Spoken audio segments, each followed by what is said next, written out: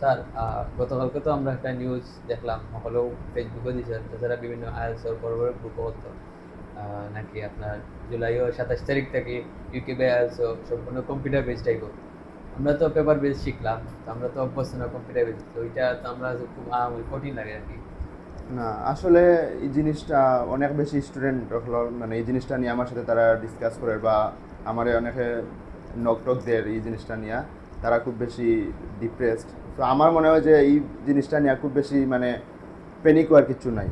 আর আমার মনে হয় এটা হয়তো স্টুডেন্ট হলোর লাগি সাপে বড় ওই আইতে পারে, লাইক কারণ পেপার কম্পিউটার বেসড এক্সামও অনেক ধরনের সুবিধা আছে। আমি যদি আপনার এখন একটা সুবিধা হই, প্রথমত হয়েছে গিয়া একটার রেজাল্ট আপনি 1 থেকে 5 দিনের ভিতরে আপনি ফাইলিবা, মানে 1 থেকে 5 দিনের ভিতরে রেজাল্ট ফাইলিবা খুবই তাড়াতাড়ি। নরমালি পেপার বেস তো ধরেন 12 থেকে 13 দিন, হ্যাঁ ওইরকম লাগে। 1 থেকে 5 দিনের ভিতরে 1 থেকে 5 দিনের ভিতরে আপনি ফাইলিবা, তো খুব বেশি আপনি মানে বিদেশের কাজটা তাড়াতাড়ি প্রসেস করতে পারবা।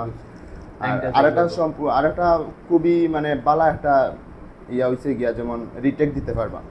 লাইক আইএলসে তো 4টা মডিউল আছে, রাইটিং, লিসেনিং, রিডিং, স্পিকিং। এখন পেপার বেসড এক্সামও দেখা যায় যে যে কোনো 3টা অনেক বেশি বালা আমরা ডিজায়ার স্কোরটা আমরা পাই, কিন্তু হুটহাট অনেক সময় দেখা যায় যে কোনো একটা মডিউলও অনেক স্কোরটা কম আইও, এর লাগি এই মানে সম্পূর্ণ ওভারঅল স্কোরটা আমরা আর কাজও লাগে না। সো এই জিনিসটা যদি পেপার কম্পিউটার বেসড এক্সামও এরকম হয়, তাইলে যে মডিউলও আপনার একটু কম আইব, আপনি তাড়াতাড়ি প্রিপারেশন নেওয়া 10 থেকে 12 দিনের ভিতরে আবার ওই মডিউলও মানে আলাদাভাবে আপনি এক্সাম দিতে পারবা। তো এই জিনিসটা মানে আমার মনে হয় যে স্টুডেন্টের লাগি খুব বেশি হেল্পফুল হইব, এটা তো অনেক ভালো একটা সুবিধা। আর তাছাড়া আরেকটা জিনিস হইছে আপনি পেমেন্টের সুবিধা আছে, যেমন পরীক্ষার ফিটা যেটা এটা মানে আপনি 3 ধাপে দিতে পারবা। অনেক সময় দেখা যায় যে এতটা ম্যানেজ করাটা টাফ হয়ে যায়, বাট এটা 3 ধাপে দিতে পারবা। আর আরেকটা জিনিস হইছে গিয়া আপনি মেইন এক্সামের 2 থেকে 3 দিন আগে রেজিস্ট্রেশন করিয়াও আপনি পরীক্ষা দিতে পারবা। খুব তাড়াতাড়ি আপনি প্রিপারেশন নিয়া তাড়াতাড়ি রেজিস্ট্রেশন করিয়া তাড়াতাড়ি পরীক্ষা দিতে পারবা। এটাতে মানে অনেক স্লট থাকে। আর সবচেয়ে বড় বেনিফিট হইছে আরেকটা জিনিস, যে রাইটিং এর বিষয়টা।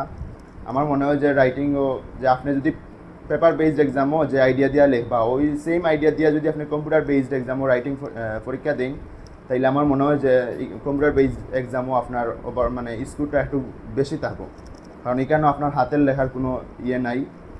তাছাড়া আরেকটা জিনিস, যেমন অনেক সময় আছে অনেক ওয়ার্ড আমরা ভুল হয়ে যায়, সো এই জিনিসটা দেখা যায় পেপার বেসড এক্সামও ওভার রাইটিং করা লাগে।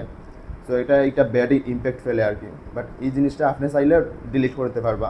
এরপরে একটা জিনিস লাইন যদি আপনি ভুলে যান, তো এই জিনিসটা আপনি মনে হয় কপি করিয়া বা উপরে নিয়ে পেস্ট করতে পারবা, খুব তাড়াতাড়ি মানে ইয়া হইব। তো অনেক ভালো আশা করা যায়। এই জিনিসগুলো নিয়ে আমার মনে হয় প্রিপারেশনটা জেলা নিশ্চয় এইরকম হইলে হইব। আর জাস্ট আমার মনে হয় যে কয়েকদিন টাইপিংটা একটু ইয়া করিলে, প্র্যাকটিস করিলে overall computer paper base exam থেকে কম্পিউটার বেসড এক্সামও স্কোরটা হয়তো আরও ভালো পাওয়ার সম্ভাবনা আছে। তো এই জিনিসটা নিয়ে এত বেশি প্যানিক হওয়ার কিছু নেই। ঠিক আছে, থ্যাংক ইউ।